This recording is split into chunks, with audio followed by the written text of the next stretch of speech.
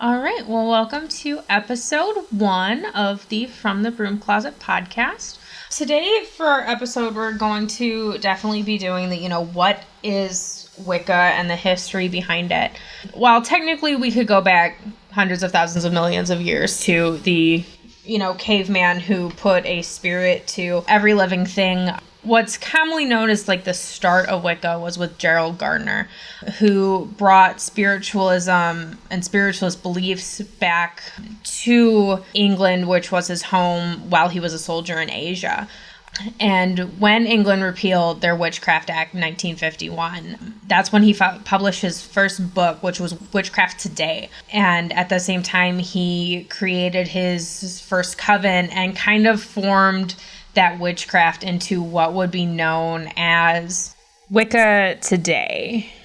Factions not only rose independently of Gardnerians, such as Dianic Wiccans, led by Alexander Sanders, who believed Wicca had a female-dominant energy. That was a religion, while Gardnerians saw Wicca as a balanced religion between male and female energies. They followed closer to the neo-pagan beliefs, and while they practiced witchcraft, they did not want to be called witches. Pagan stuff was more of getting that femininity in there because everything had been so male-dominant up to that point. In the United States in the 60s and 70s, there was a controversy that a faction broke away from Gardner's teachings that clothing inhibited magical workings, and they began wearing ceremonial robes, sourcing pre-Gardnerian sources for their beliefs, and began calling themselves traditionalists. So this would be where people running around naked would have come in. Yeah. That's where that kind of stereotype came from. Yay, 60s.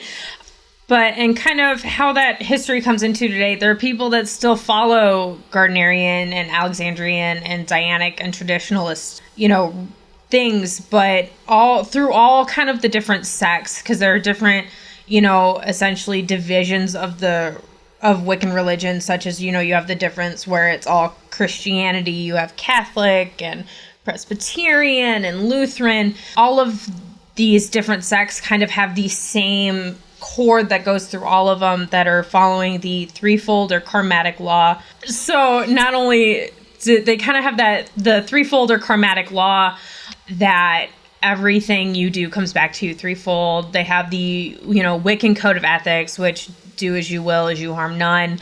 And that the goddess is a triad of divinity between the maiden, the mother, and the crone. And it's a fairly earth-based religion.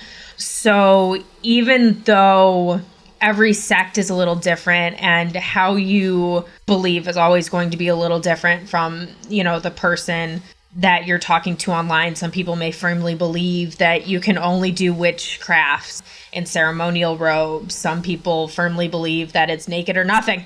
So, and I guess that comes down to is, how does that history affect how, we believe today? It definitely goes into, like I said, I'm beating a dead horse here, but that stereotype of, oh, you gotta be this certain way. You have to be this in order to call yourself that. And that is not true at all. And I think it should be noted, too, that Wicca and witchcraft are all part of, this umbrella term called the occult. That always puts, cloak and daggers, bad things happen, and dark and scary. No, the occult literally just means things that are not known.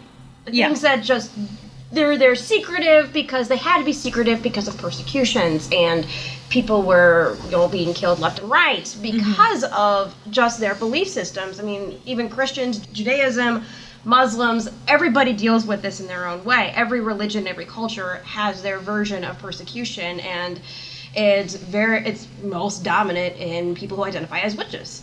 So Wiccan and being neo-pagan, it's getting away from all the scary stuff and bringing it up to the light. Or no, this isn't scary stuff. And the person who is into the scary stuff, they got their own problems. That's something very different. There's definitely that when you tell someone, oh, well, I'm Wiccan, or oh, I'm pagan, the first thing they're asking you. I remember the first thing when I was explaining to my fiance's friend that I was Wiccan, the first thing he did is he kind of looked a little, he was just kind of staring off into space and looked at me and goes, so do you sacrifice goats? And immediately I was like, no sacrifice. We have a firm respect on nature and firmly believe everything should be living in its own peace and harmony. I'm not going to go get a goat. So it's definitely the idea that the history of Wicca is different from, because people immediately believe, oh, well, you sacrifice things. And it's like, well, yes, but so did people in the Bible. So, yeah, Wiccan and paganism is an earth-based religion, and everything is sacred. The divine lives in everything, so therefore everything is sacred. Ourselves, our pets, our wildlife around us, everything has a sacred divinity to it, and that's one of our key points. That's where the creed comes in of do what you will, but harm none. Free will is huge. Like, nothing can happen without free will, and no one should be forced at all to do something they don't want to do. And putting harm into others, that's just, again, karmatic law, that's just wrong. You don't do that. Everything is sacred because everything is ultimately divine. And definitely it comes into that, tree of life that we all embody the god and the goddess and the strength that they give us to continue on our paths in our daily lives. And how I tend to follow, I guess I would say, because I'm definitely like a solitary practitioner, I don't have a coven that I'm a part of. I did all of my learning on my own. I would definitely say that my beliefs are a little mixed, that I definitely lean towards like Dianic witchcraft and the teachings of that.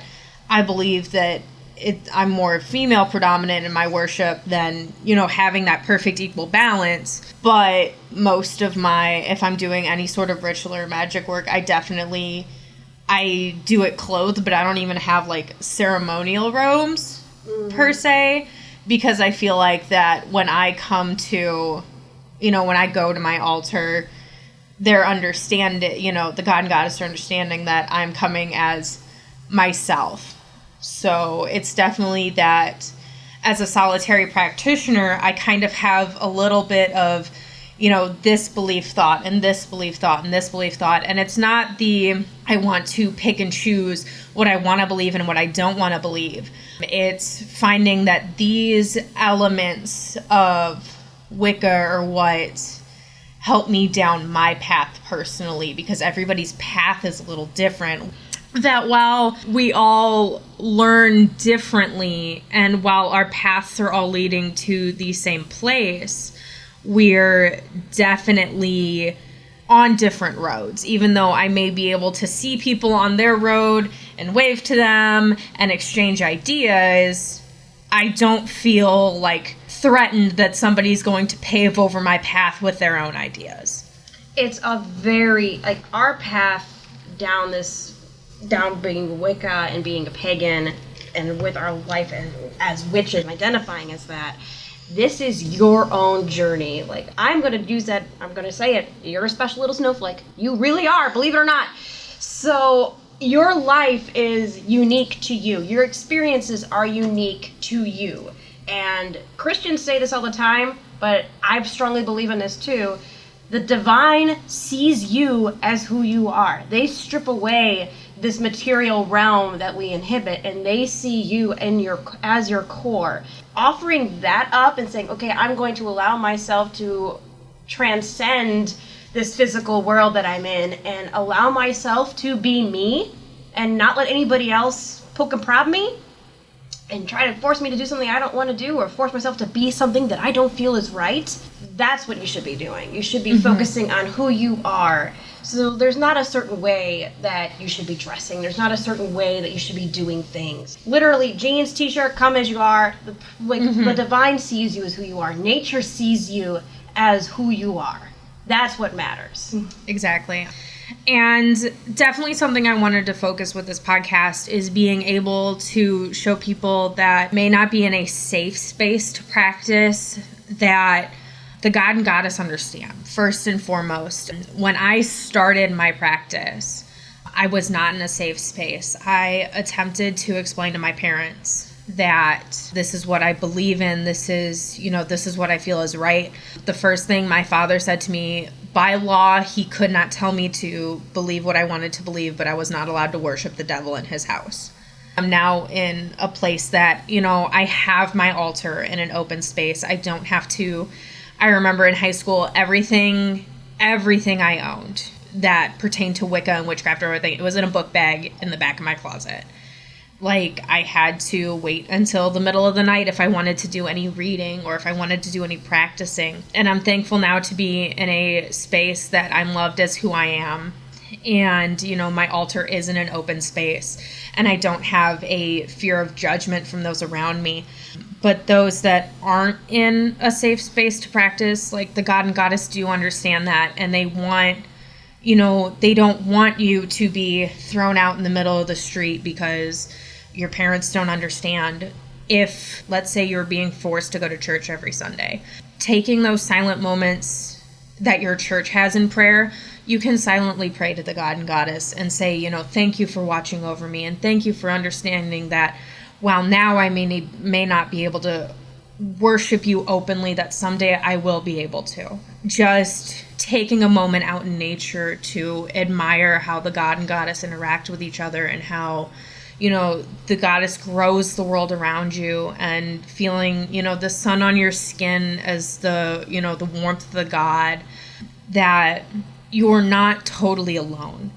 And to always remember that just because you aren't casting circles and giving offerings and being able to celebrate every single holiday doesn't mean you're any less Wiccan than those that are part of covens and are being able to openly worship. Absolutely. And the most religious thing that I was ever done that I do to this day, and it was really what got me on my path and what my stepmother had always told me too, taking a nature walk. It's like, hey, I'm going to go out for 15, 20 minutes. I'm just going to go take a walk. Take a walk. Don't even have your your headphones in, and listen to nature around you. Go for a walk in the woods or go for a walk in a park and listen to the birds. Listen to nature around you. Observe the bumblebee and the flower. Just watch nature as it happens, and that's what's going to teach you so much about what goddess and God really mean. It's the creative forces that are behind everything. That's really what it comes down to. It's that nature and that communication with nature. Because again, Wicca and witchcraft is a nature-based and earth-based religion. So getting knowledge and knowing about what's happening in nature gives you that foundation for the divine. Yeah, so I think that pretty much covers everything we wanted to get down in our first episode. We're very excited to continue recording and give you guys more to not only learn, but hopefully if you have people you are open with, to not only teach them, but also discuss, what do you think you feel your beliefs are? What do you think are things that you like, that you don't like? Because this is your own path. So if you have that opportunity to really, delve in, looking into not only Gerald Gardner and how he kind of brought not only witchcraft to Europe, but Dianic witches, traditional witches, that everything has its own place. These are things you can start to think about as you begin those, first steps of your journey, because every journey of 1,000 steps starts with that first one. Just being able to look into the history, a lot of times that it's something definitely very interesting that a lot of times gets skipped over when you're first going to be like, oh, well, I want to look into Wicca. The first things you end up starting to lean towards are, what magic can I do? What's, this, what's that? But it's really important to know the history, and not only just medieval burning times or the Salem witch trials, but really, really how it all started and where the differences kind of come in. Absolutely. All right, guys. Well, feel free to follow us on Instagram, Twitter, and Facebook. We are From the Broom Closet Podcast.